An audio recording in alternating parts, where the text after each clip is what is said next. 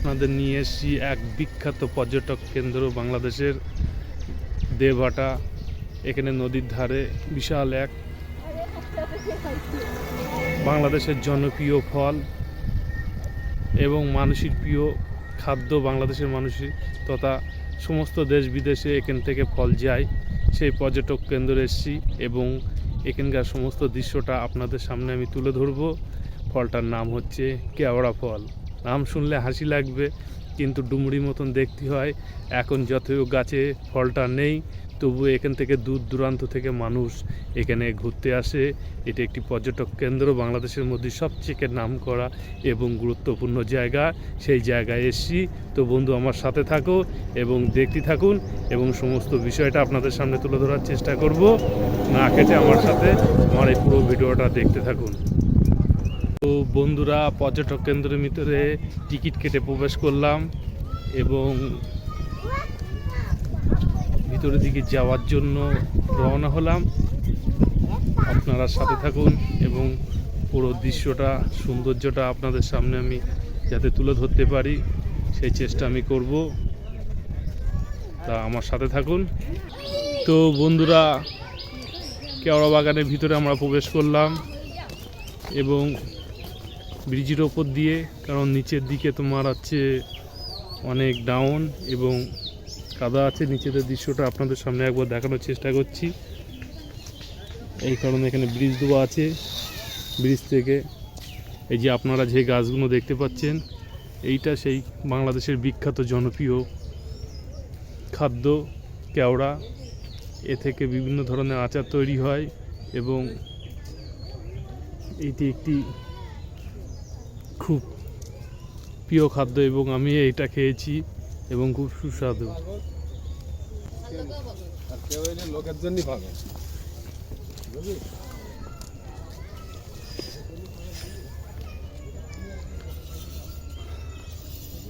তো বন্ধুরা, আমার সাথে থাকো। সামনে দিকে কি আছে সেইগুলো আপনাদের সামনে আমি দেখাতে চলেছি। না কেটে পুরোটা দেখতে থাকুন। তো বন্ধুরা, আমরা নদীর ধারের দিকে এগোচ্ছি। দেখা যাক, মহতবাই সামনে যাচ্ছে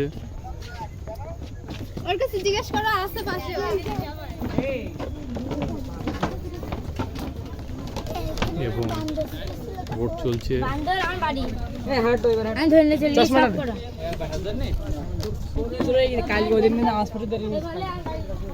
আপনারা বুঝতে পারছেন যে কত দূর থেকে লোক এখানে দেখতে আসে এবং আপনাদের সামনে সুন্দর সুন্দর দৃশ্য তুলে ধরাটাই এটা হলো আমাদের মেন উদ্দেশ্য। কিন্তু সবচেয়ে বড় ভুল হয়ে গেছে, আমরা এমন টাইমে এসেছি এখানে যে এটা একটি দুপুরের টাইম। ক্যামেরা সেভাবে ফোকাস নিচ্ছে না, তবু যতটা পাচ্ছি আপনাদের সামনে তুলে ধরার চেষ্টা করব এবং এখান থেকে বাগানের দৃশ্যটা একবার দেখানোর চেষ্টা করছি।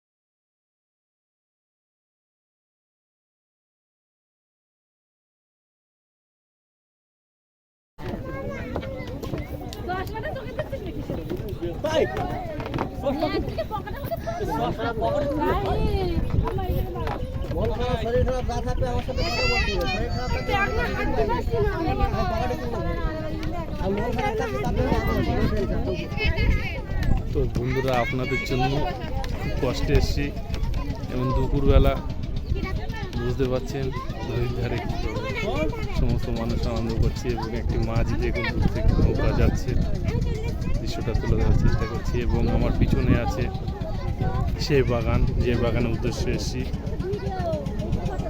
বাগানটা পুরো দেখানোর চেষ্টা করছি এবং আপনাদের জন্য আমার সাথে এসছে আমার মালিয়া। এদিকে ফেরো, আমরা এসছি শুধু আপনাদের জন্য কিছু নতুন তথ্য তুলে ধরার জন্য। আমার সাথে আছে আমার ভাইজি মালিয়া। বুঝছো ভাই? Mini mangrove forest. আমার মামাতো ভাই আছে, দেখতে পাচ্ছেন সাথে করে নিয়ে এসছে। এবং এখানে প্রচুর মানুষ, আপনারা তো বুঝতে পারছেন যে এখানে কি পরিমাণে মানুষ। এখানে আমরা এক সাইডে এসছি।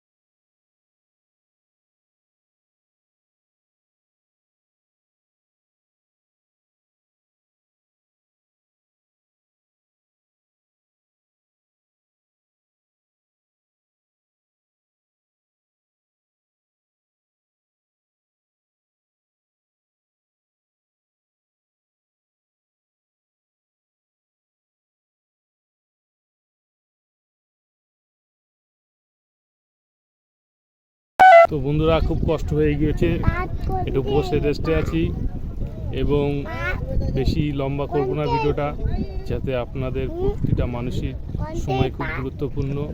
যত লম্বা করবো তত দেখতে সময় লাগবে এবং এই কারণে আমি শর্ট করার চেষ্টা করছি। তা আমার এই ভিডিও যদি কোথাও অশুদ্ধ হয়ে থাকে আপনারা মাফ করবেন এবং যতটা পেরেছি ততটা আপনাদের সামনে তুলে ধরার চেষ্টা করেছি।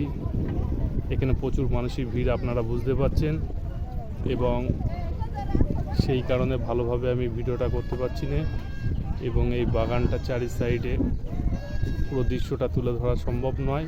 প্রচুর বড় বাগান, প্রায় 1-150 বিঘে জমির উপরে অনুমানিক হবে এই কেওড়া বাগানটা আছে।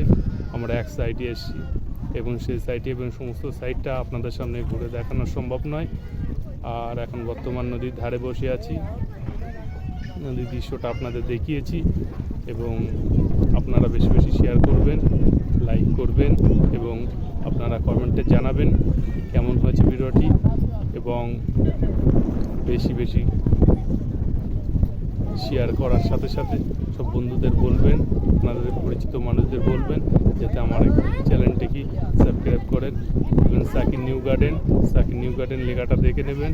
সেভাবে অনেক মানুষ সাকিব লিখে ফেলছে, এই কারণে আমার সাথে ঠিক যোগাযোগ করতে পারছে না।